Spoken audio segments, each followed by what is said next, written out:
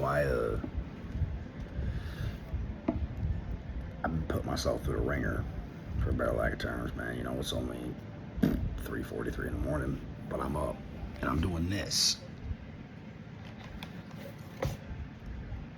which is ACA step work, as well as there's 14 traits in this laundry list workbook, and I'm on the first one. And trait one, reflection, I read through it here. You know, it's a bunch of unnumbered pages, and then you have 4 pages. It's the orientation as it's worded here, you know, in this trait work, in this laundry list workbook. Trait one, reflection, says the laundry list.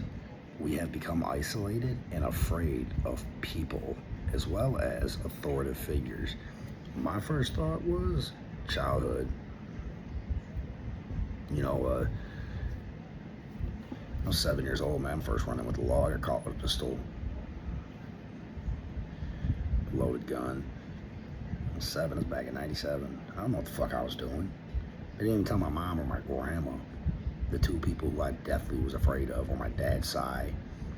My dad's side would have whooped my motherfucking ass, man. You know, but I'm sitting here and trying to get this phone up. Try to put it over here so y'all can kind of. Anyway, you know, I was like I said, the first trait is, you know, the laundry list's first trait for this ACA, adult children of alcoholics and dysfunctional families, is where the reflection question was, when I have become isolated and afraid of people and authoritative figures. When have I? My entire life. I'm scared of people. Not that I don't like people, but I've always surrounded myself with more negativity and negative people. Me being, you know, the root of the problem, you know, undealt with trauma and stuff in my life. And so, you know, I answered this question. I said, I feel I've become isolated, you know, most of my life that I could remember. You know, I have not been honest with doctors, psychologists, psychiatrists. My significant other right now, you know, up until recently, I wasn't honest with her. And, you know, to lie my way through everything, man. Tried to. She knew before it even happened, though. She's psychic, I swear.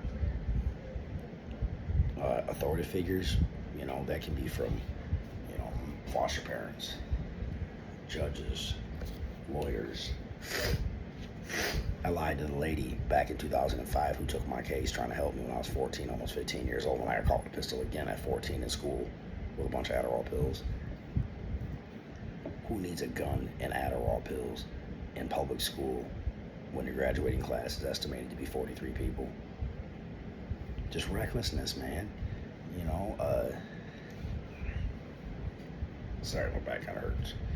And also, you know, the second question says, you know, where and when has this occurred? Now, I just told you, you know, it could be school, everyday life. Even right now, I don't like being outside my house. I don't mind hurry up and going to the store and coming home. You know, with my DOC being methamphetamine, amphetamines, crystal methamphetamines, whatever. It's taking its toll on my mental, but at the same time, like, it's opened my eyes to a lot of things that I didn't see before. You know, the cops were just down the road. They arrested a guy at the edge of the road there. He was running back to the house. I don't know what he had going on, but I've seen him around town during the daytime, and he's always pretty. What you doing? Where you at? What's up? You got anything? You know, I'm like, yeah, bro, you can sit your ass down. These drugs are too good for you. And, you know, even my children, they're not authoritative figures, but I'm afraid of them. I'm afraid I'm gonna let them down, so I keep them way away from me. Physically, they're here, but mentally and emotionally, I keep them at a distance. Specifically, my 12-year-old and my 7-year-old. I gotta stop.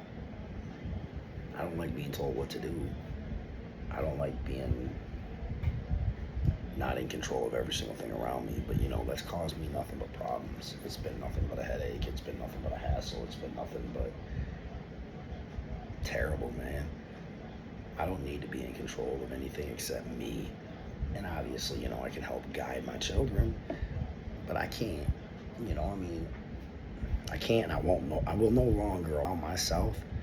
I pledge to myself today, to this very moment, at 3:48 a.m. on June 29th, 2026, 3:48 a.m., I pledge that I will not boss my kids around.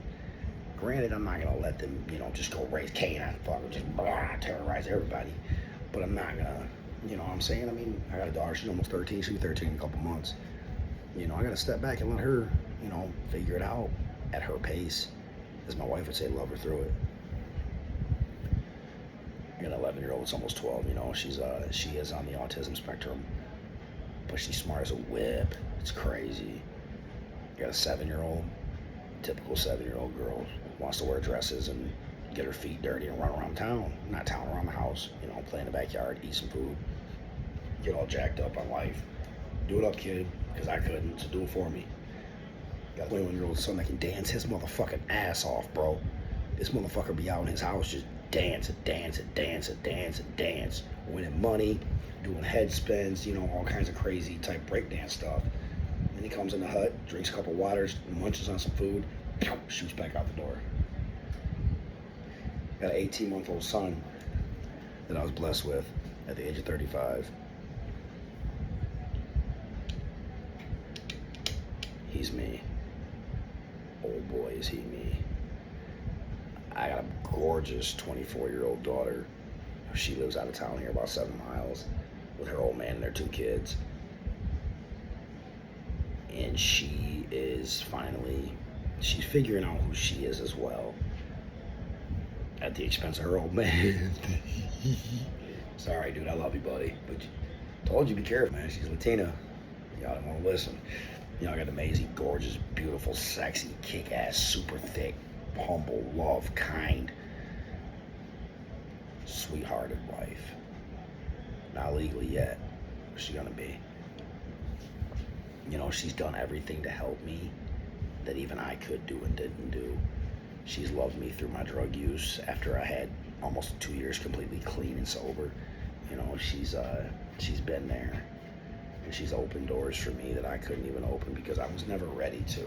And I've accepted things emotionally and physically from her that I was not ready to. I tried to shack up with her best friend, you know what I'm saying? And from downstate. And I did it because I wasn't ready for her love. I lied my way through life because I'm not ready to face life. But I make a commitment at 3:51 a.m. that I'm ready to be a grandpa, a partner, a dad, a father figure, a homeowner, a vehicle owner, a nonprofit organization employee, a public charity worker, digging water wells for a local guy here in town, digging wells, 300, 400, 500 feet deep, putting in 16-hour days. I'm grateful. I love you guys. Stick with me, there's more to come.